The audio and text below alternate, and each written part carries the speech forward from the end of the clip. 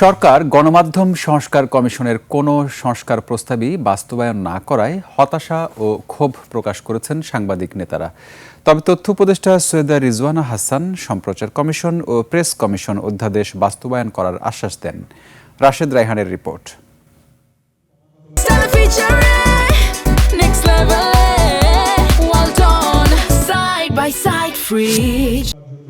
দেশের সম্প্রচার সাংবাদিকদের সংগঠন ব্রডকাস্ট জার্নালিস্ট সেন্টার বিজেসির ষষ্ঠ সম্প্রচার সম্মেলন।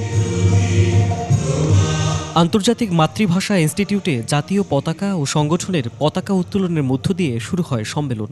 পরে উদ্বোধনী অধিবেশনে সম্প্রচার সাংবাদিকতা নীতি নৈতিকতার বই উন্মোচন করা হয়।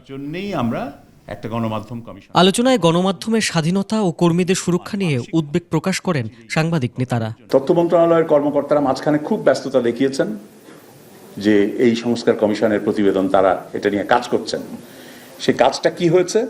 কাজটা হয়েছে তারা মন্ত্রণালয়ের কর্মকর্তারা এই বিভিন্ন দপ্তর, অধিদপ্তর, বিভাগ তাদের কাছে মতামতের জন্য পাঠিয়েছেন। তারা নানান জায়গায় নানান মতামত দিয়েছেন এবং সমস্ত মতামতই হচ্ছে যে আসলে এগুলো কোনো কিছু বাস্তবায়ন করা যাবে না। তথ্য মন্ত্রণালয়ের দায়িত্বে ছিলেন দুইজন বিপ্লবী তরুণ।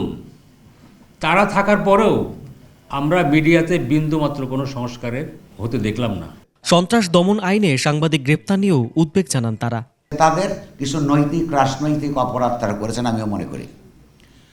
মোসাহেবি করা, সুযোগ সুবিধা নেওয়া অবশ্যই অপরাধ, কিন্তু সেটা খুনের অপরাধ নয়। আর যদি সেটা খুনের সমান অপরাধ হয় তার জন্য আপনি আইন বানান। যতক্ষণ পর্যন্ত আপনার সেটা নাই, তাদেরকে খুনের মামলায় আটকে রাখার রাষ্ট্রের কোনো অধিকার নাই।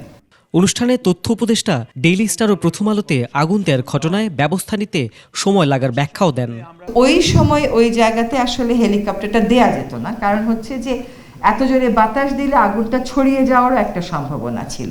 অনেকে ফোন করে বলছিলেন যে কাঁদানে গ্যাস কেন দিচ্ছে না, সেটারও উপায় ছিল না, কারণ তাতেও ফায়ার আসলে অ্যাগ্রাভেট করার সম্ভাবনা ছিল। আমাদের যেটা প্রাইম টার্গেট ছিল যে ওই সময় যে 28 জন ছাদে আটকা পড়েছেন, কোনো রকম ক্যাজুয়ালিটি ছাড়া তাদেরকে ওখান থেকে বের করে আনে। ভয়হীন সাংবাদিকতার পরিবেশ নিশ্চিত করার দাবি উঠে আসে সম্মেলনে। রাশেদ রায়হান, 21 টেলিভিশন, ঢাকা।